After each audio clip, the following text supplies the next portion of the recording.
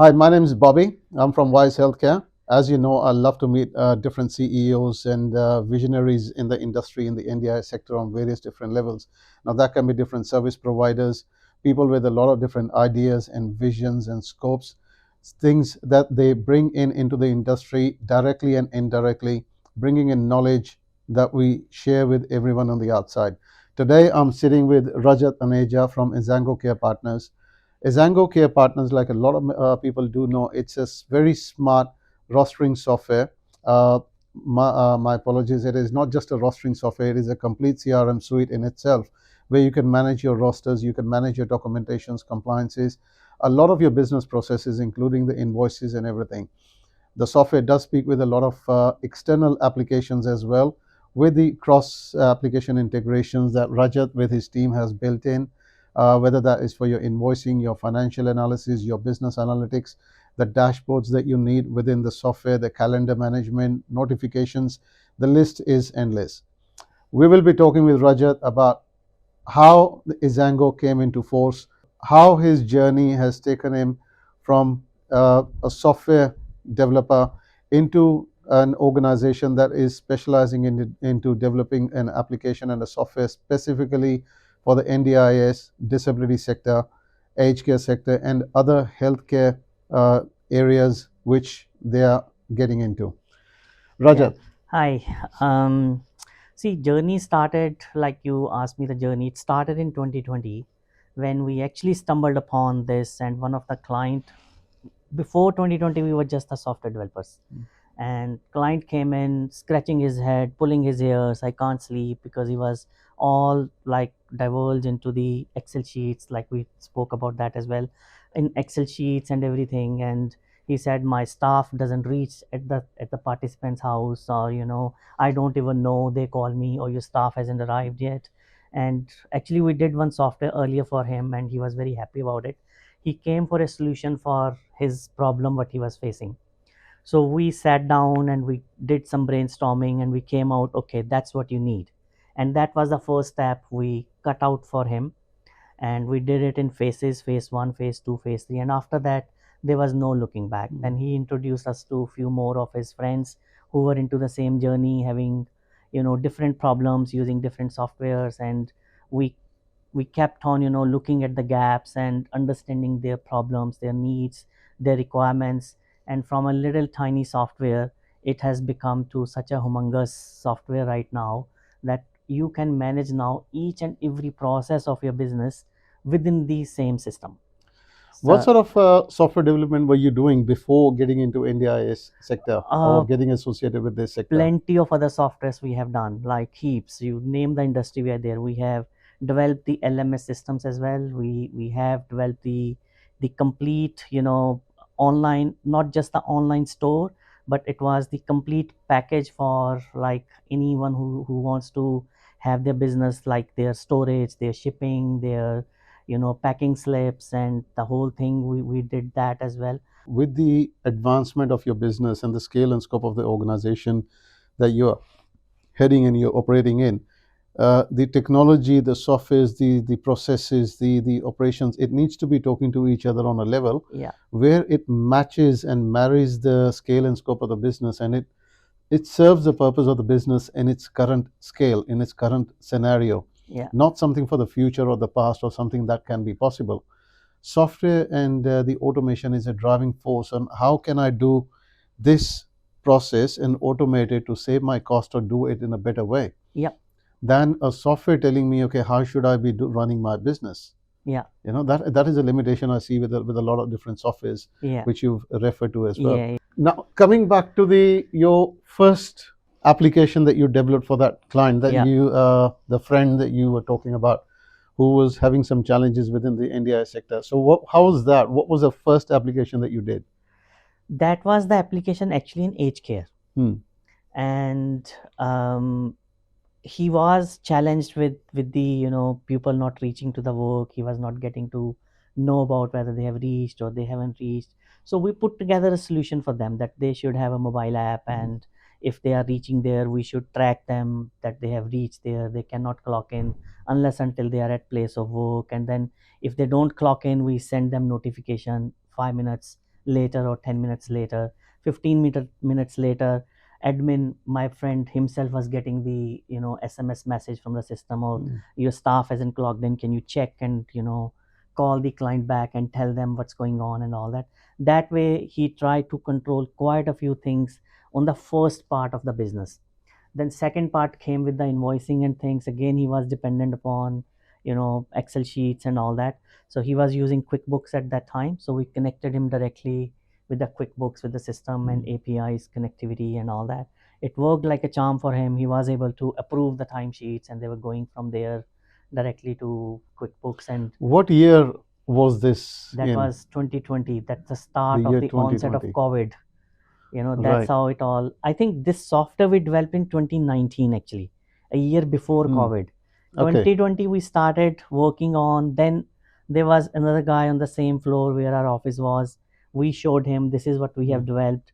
Then he told me NDIS is quite bigger than aged care, and he discussed with me his requirements, like 800 odd support items, and the different pricing, Monday to Friday, day, night, and day, evening, night, and Saturday, Sunday. It is a nightmare to it's a nightmare get the to manage software it. to be talking about talking to those 850 line items that was there. Yeah, It's not easy. yeah, I've been working very closely with my development team and even your development team on different occasions. yeah. Getting the entire system to be talking to with all the ifs and buts and reasonings according to the NDIS compliances. It is just too much to do. Exactly. So what we did is, what we saw the other software companies they were doing is they were importing the directly PDFs or Excel files and storing them in their system, and they were reading from there.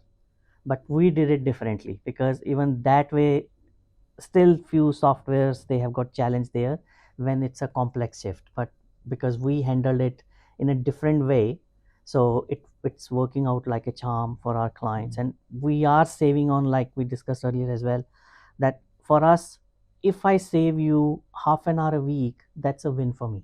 Absolutely. This is something that we see even on my end as a service provider, business operations. I see that every day. And that is where I'm always looking for new and better technological ways where I can reduce my admin costs every time. Yeah. Because admin cost and the operations cost is something that is not billable. Yeah. Whether that's under NDIS or HK or any other sector. Even if you're in manufacturing or even if you're in any other trade services, the admin cost is not billable, and that is where you need to be smart enough to be able to save some costs to add to your profitability. Exactly. And to be able to meet the end cost for the growing requirement for your business, and meet it up with the scale and scope as you're going. Of and course, to manage the client communication and making sure your compliance is up to the scratch. It's not exactly the same how everybody looks at it. Exactly. So, especially, in your business, I can see you have got lots of expenses for compliance, insurances, then audits, and then apart from regular business expenses. In this country here, compliances and insurances, they kill businesses. absolutely. And We see that every day. yeah, we see that every day. Exactly. Yeah. So we try to, optimize that gap money, and we want you to have minimum admin staff, and our software does lots of things for you, and we want to keep it that way to further enhance your capabilities. We recently have just finished another module which we haven't told to yet advertise, but I'm advertising over here right now. We have come out with business analytics, and those business analytics will give you 15 different types of, to start with, 15 different types of graphs. By looking at those graphs, you will be able to see, okay, where my business is going right now, whether I need more staff, or I'm short of staff, or I'm making losses, or I'm making profits. I can't tell you your net profit or net loss, but at least I can tell you which direction your business is moving. This is something, a very important aspect for a person in my position, or hundreds Exactly, of disability services yeah. businesses, as the business grows to a certain level, or when you need to have more people in your team to be managing the operations and the accounts and the HR and the compliances. We cannot be everywhere, so we need to have that consolidated database and the dashboard, yes, analytics, exactly, yeah. where we can get the entirety of that information at a simple glance on a single page for Yep. everything that I want to know on how it is running financially, compliance-wise, how many people on the jobs, how many clocked in on the right time, how many did Yep. not. So that way we can definitely ask the right questions. When everybody is talking about AI integrations and doing automations, let's go from the very beginning. How do you look at what is AI? How would you define AI with the technological solutions that you've already developed and you have it in place for the businesses? Next level of conversational AI comes in the form of where you can connect your bot to the database. That's what we are trying to do as well. So what will happen with that is we will add that bot onto client's website, and if client wants to know any specific information, first they have to definitely authenticate it, then it will go to the database and it will pick up the information and present it to you. And that is, again, it will be question based because we haven't created anything, any LLM model there, and it can learn the things that's not there. It is still, now you can look at the contrast whether you will call it AI or it is just the automation. Right. Technically, I look at it as in my own perspective, because I do work with a lot of different applications and softwares within my own business and for a few others, and that's a conversation we always end up spending like the rest of the day when we start chatting. Yeah. The AI for me is just a thinking tool Yes. that can reason with it and redirect the automation into a certain direction the way I want. Yep. That Exactly. is pretty much the extent of AI, how I look at it. Yeah. So the rest, everything that we do is all automation of connecting one step to the other, Exactly. which mostly every other software is based on. We can talk about this topic for days and days and Oh, days. It's never ending. it So is. if we come back to AI implementation in eZaango, it's not a difficult thing for us to implement straight away, AI into eZaango. But what are the challenges are you looking at? The major challenge I have is I want to be 200% sure that data which is being added by our clients, it is not going to third party outside Australia or to OpenAI or in their LLMs to learn from it, and all the the information and how they are living here. That's the vulnerability of the clients of my client. I don't want to share that information outside the US. People here, Outside the Australia. Yeah, outside Australia, exactly. That's what the cybersecurity policy of NDIS says as well. But people here, I have seen, they are blasting that policy like anything, and they are using ChatGPT, even uploading the plan document straight into the ChatGPT to do certain things. And other thing comes with that is if they don't use the proper prompt techniques, then data is gone to them. It has gone to OpenAI's LLM, all the vulnerability, all the problems they are facing, all the support items they are trying to get, everything is right now going to them. So we are building our own AI, which is not far away. That will be called eZaango AI. For that, we our whole infrastructure is based in Amazon, but Amazon is not that great as compared to Microsoft, because Microsoft is a company behind OpenAI. So they are way advanced than Amazon in this space. So we are using Azure environment, which is based locally in Australia, and we have put together something, and we are bringing out AI very soon. It's not far away. We will start integrating from Monday onwards. We have developed something over there, so it will be start integrating to our eZaango as well for the testing and for UAT and all that stuff. And we have developed at least 15 to 20 different use cases at this stage where AI is going to be in there, and it will cut down your admin time by hours and hours. I can guarantee you that once AI is implemented into eZaango portal. And with the AI's integration into the eZaango portal with the entire rostering and the business management CRM, what you have created, how is it going to, what do you think is it going to function? What sort of benefits is it going to be for the businesses with that AI integrations as a thinking tool and reorganizing your structure? Yeah, so what it will do is it will help you, doing your things in a much better way and much quicker. So my whole idea is to save my clients admin time. Right now, if they're putting together a report for sport coordination based on last 2 weeks support provided to the participant and how it is being progressed, and in my, because now we have training section is coming within the platform. So we will look at, how the progress in the last 2 weeks for the participant, where the staff has lagged actually giving a proper support to client, and for that what sort of courses your staff should be doing, and we'll recommend those courses from within our platform as well, that if your staff does these two courses and they implement it again, we can only recommend the things. It's up to the client if they want to offer those courses to the staff, and staff does it and implement it as well. That's the main thing. So that's, we will go up to that far, right? It's not going to prepare just the report for you. We are still working on, to be honest, on the graph side of the things, where we can show how the participant is progressing. For example, it started from 1:2:1 probably, like two support worker used to handle him, now it is 1:1, now it has made progress, now it is 1:2, now he's mixing up with other participant, only one support worker can handle. How else do you think it can actually benefit the participants at the end of the journey, because they are on the receiving end of the whole process with whatever you do as a software and we do as a providers?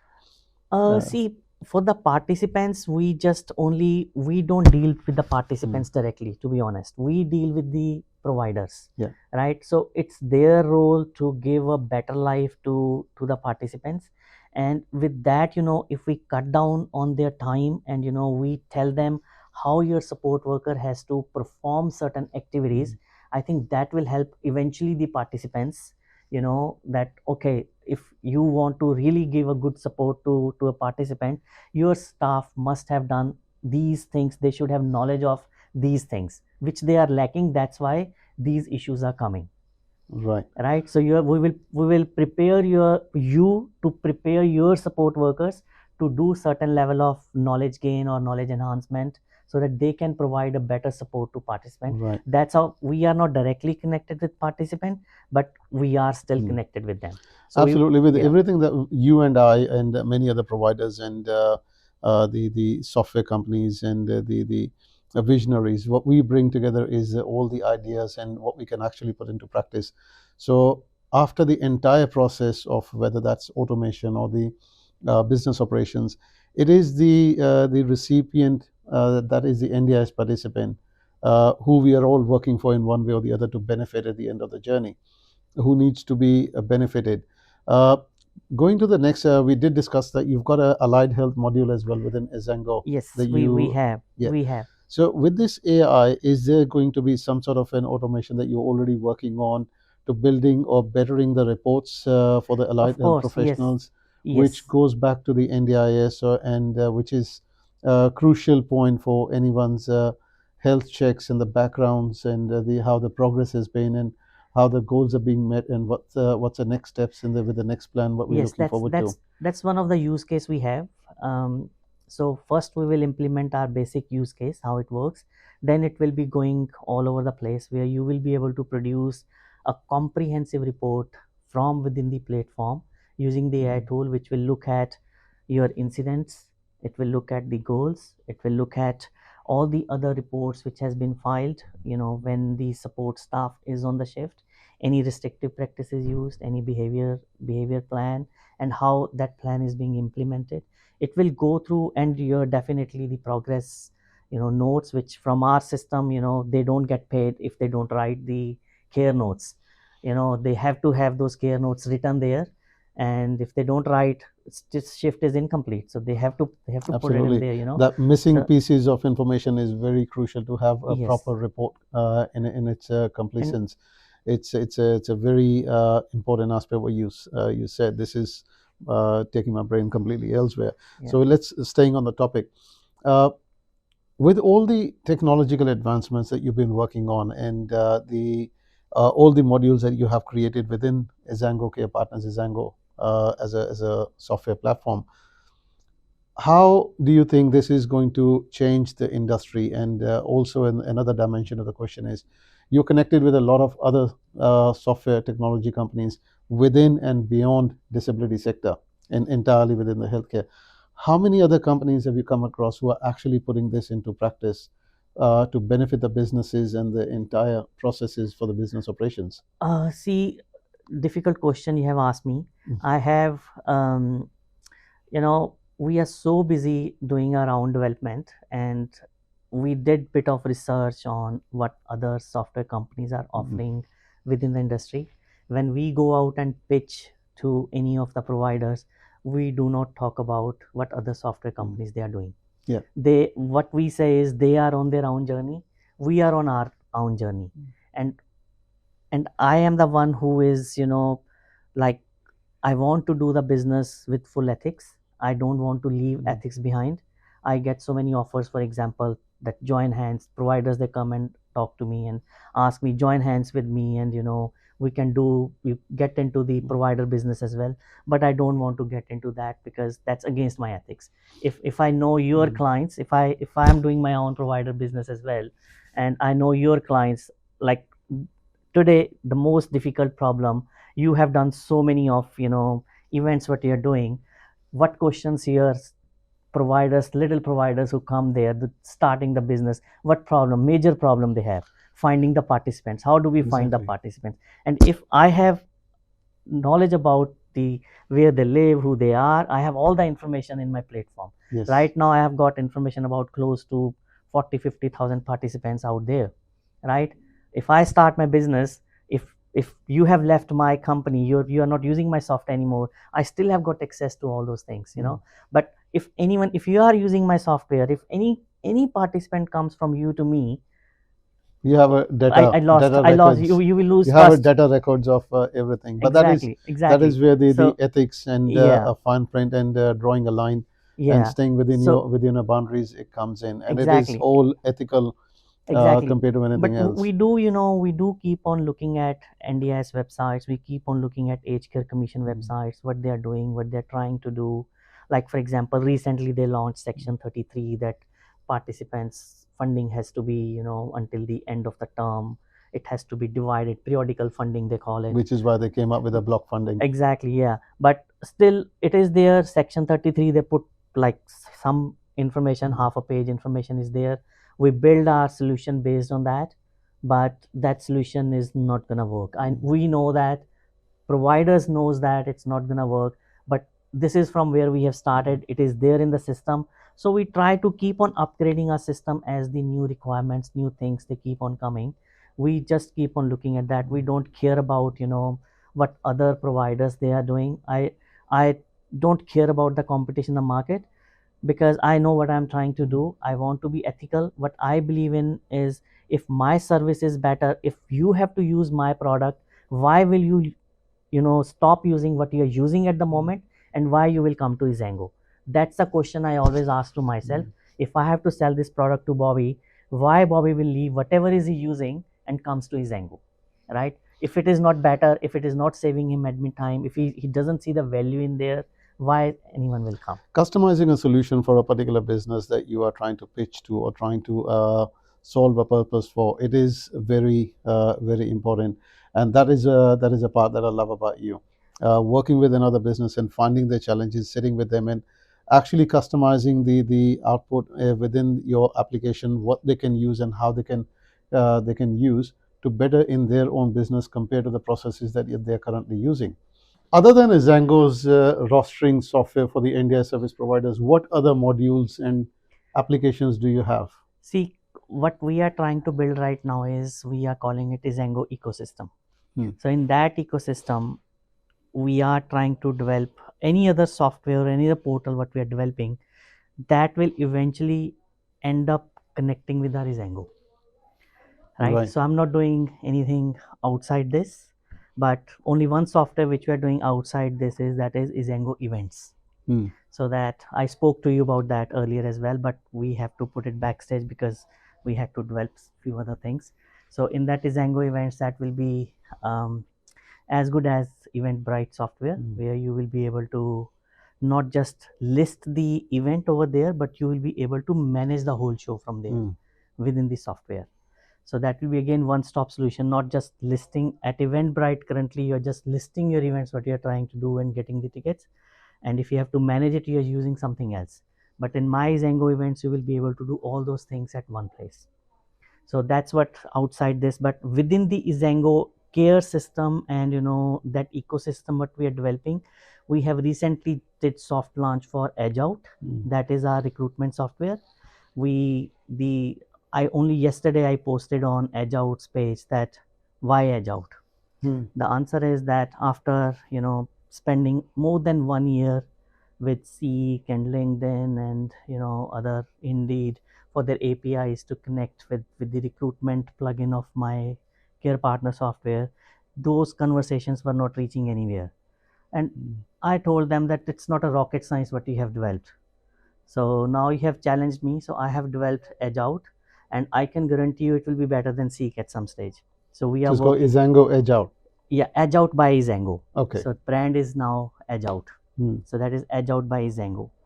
Then again, conversations. And that is a complete hiring platform. That's the complete hiring platform with complete ATS system, like job adder and Seek mixed together. Right. At Seek, you just post the job, and it has got a little bit of ATS system, but in my platform, it will be complete ATS system. Where you can do candidate scoring there, you can have your own staff added there. They can send you the request that, okay, I need this person to be hired, and then you can approve it. Then it goes out there, people can apply, you can convert them to the staff, and it will be talking directly to my eZaango platform. So you don't have to actually log in to Seek. Everything will be done from my eZaango platform. Right. Yeah. So once you will convert it, then you can select that, okay, this person is hired as a HR manager, or he's a SDM, or he's a support worker, or is the intake manager. And if it's a support worker, the entire onboarding process will be part of the recruitment. Unless until they submit every document to you, you cannot convert it to the staff. Right. So because that was the major pain point what we have spoken to quite a few providers, that they hire the person, then they have to run after them. Or can you give me your working with children? Can you give me this document, that document? Because otherwise compliance doesn't completely fail. And I see it all the time that when, as a business, at a lot of different scales and scopes, because when I work with any other business on a level of or the capacity of a consultant completely external to my Wise Healthcare or anything else, with all my knowledge, as they grow, they end up using a lot of different multiple softwares and subscription models and everything, which creates a lot of confusion. And all those softwares, regardless of the API development and everything, and the cross integration platforms, which takes a huge amount of chunk of time and investment, and the and sometimes companies, they don't give APIs like Seek and Indeed, and so you end up your team ends up working onto 5 or 10 different platforms, where those applications don't speak to each other, and the data duplicacy from one application to the other, it keeps happening over and over and over again. But before organizations realize, it is the admin cost that you're spending more money on to duplicate that data and information. You download from here, upload there, or if you have to put together a report for NDIS or something, you are getting the data from different places and all that stuff. So all those things can be done from within the platform. Absolutely. And the other thing what we are developing at the moment is our training platform. Training platform, again, the same story. We spoke to plenty of content providers here. Like 1 year, it was all the conversation reaching nowhere actually. I said, okay, that's fine. So we'll put together our own. Now we have hired 4-5 people. They are writing the content, and that content, once it is ready, then it will go to our subject matter experts, and they will moderate it. And once it is moderated, then it will be posted to our academy. Providers who are not our clients, they can create their account on our academy, and they will be able to use it. So what is it called? eZaango Academy? That is eZaango Academy, yes. That is eZaango Academy. And those who are our clients, we will be giving them all the courses within the platform, and they can just buy the package, assign it to support worker. It will be available to support worker on the same mobile app. They can go through it, answer the questions, quiz, whatever, and they get the certificate. And we go a step further, like if you are using some other third-party training material, then you have to download the certificate, upload here. That all things of the past with us. As soon as they complete the certificate, that certificate gets loaded into their compliance documents with the expiry date automatically there.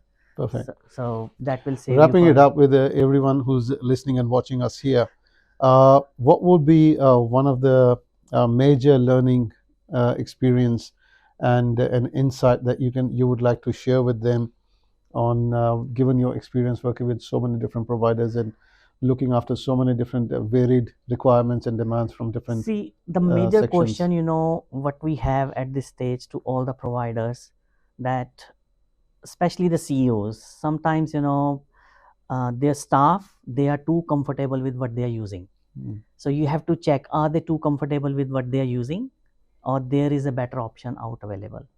If they think that eZaango is the better option out there, you are more than welcome to come and talk to us, and we can guarantee you will save you heaps and heaps of your admin hours doing invoicing, payroll. We see on a daily basis, when we go out and give the demo, when we ask them how they are doing the invoicing and payroll and billing, some of them, like, it's unbelievable, things what they do. And other thing which I can tell every CEO and every, person out there in the industry, do the right things. Don't do anything wrong. The way NDIS is scrutinizing the providers, that the kind of questions they ask, if you get stuck with their audit, you will never be able to answer those questions. I have seen those questions asked. It is like, it's impossible. Like, Very true. generally, we say impossible, nothing is impossible, but to answer NDIS questions of when they come to the audit, those questions to be answered are. It is a very interesting insight for everyone who's listening and watching. Even I keep sharing it with everyone. So after every few steps in your journey, you need to take a step back to look at the bigger picture and judge for yourself and determine for yourself whether you Yeah. are doing the right thing or not, whether your processes are speaking to each other. It's not only about the comfort level about your team. If they are No, comfortable with the sometimes team. what happens is, Bobby, that the CEO, they like the software, okay, Exactly. That's right? what I was saying. But the team says, because they're too comfortable with what they're Mm. using, they don't want to go out and learn new things. Sometimes I have seen, I tell you one experience, one instance. I will not name anyone. I got a call from the client, and they said that we are using your software for the last 6-8 months, Mm.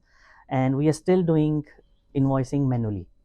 Can we connect this to Xero? I said, on day one you can connect it to Xero. She said that, okay, one of my accountant who is doing the invoicing, he will call you, and he has few questions. I said, okay.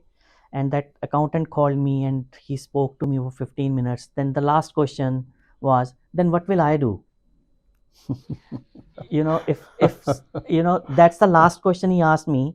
And this conversation happened 6 months ago, and until now that client hasn't come to me to, like, connect it to Xero.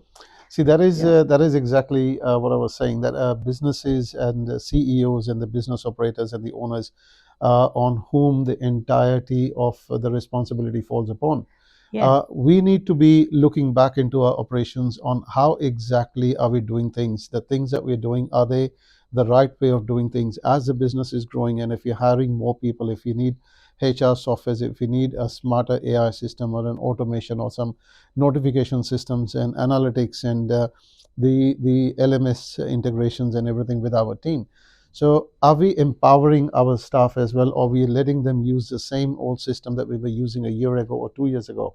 Are we upgrading ourselves to keep ourselves competitive and one more thing, Bobby. on the edge? Yeah, and one more thing. End of the day, when the audit happens, audit doesn't happen on your people. Audit happens on your business.